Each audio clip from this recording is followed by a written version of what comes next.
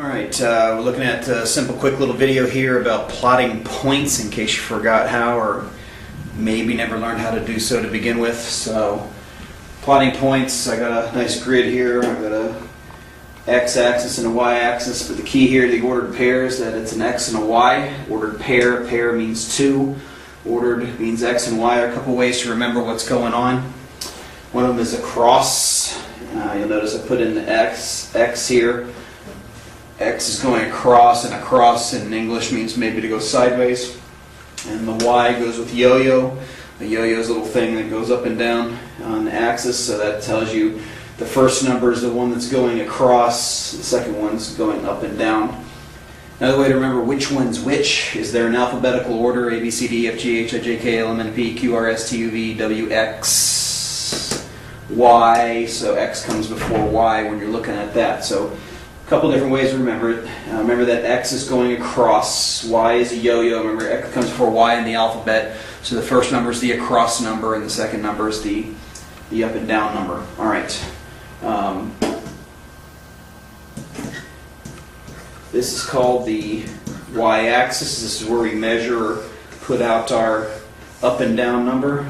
Sideways axis is called the x-axis. All right. And so if I plot a point, let's say we're going to go after this one, and I wanted to know what its ordered pair was, then I would count across. And this may be difficult to see, the small lines in the video, but these kind of bigger ones, these are 5 each. So 1, 2, 3, 1, 2, 3, 4, 5, 6, 7, 8, 9, 10, 11. So I went 3 across from the origin, which is 0, 0. Meaning hasn't gone up or over. I go 3 over to the right, which is the positive direction, so it's a positive 3. And then I went up 11 units, so that's the point 311. 311. All right. If I wanted to plot the point negative 2, 4, that means negative 2 across. Negative means to the left, and then 4 is up. So 1, 2 over, and 1, 2, 3, 4 up would put me here. All right. So the idea here is that the first number is telling me how far to go across. The second number is telling me how far to go up and down. If you happen to be right on an axis, let's say we're here. So in this case, I went sideways, but didn't do any upping and downing. So I went sideways or to the left, negative 6. I didn't go up and down at all, so I'm at 0. So when you see a 0 in here, means you're sitting on one of the axes. The origin is at 0, 0. All right.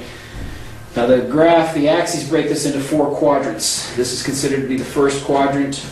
The second quadrant, the reason they go in this direction is a topic that's a little bit past what we want to cover right now. That's the third quadrant, and this is the fourth quadrant. All the points in the first quadrant are positive, positive. All the numbers in the second quadrant, all of them are negative, positive. All the numbers in the third quadrant are negative, negative. And all the points in the fourth quadrant are positive, negative, because they all go to the right and then down. So to the right is positive, and then down is going to be negative. So we can plot our points pretty easily. They don't have to be exact whole numbers. We can have halves and quarters and all kinds of other, funky numbers that might get plugged in there. But that in general is the way that it works. I want to point out one other thing just to begin putting this in your mind, or maybe it's by way of review.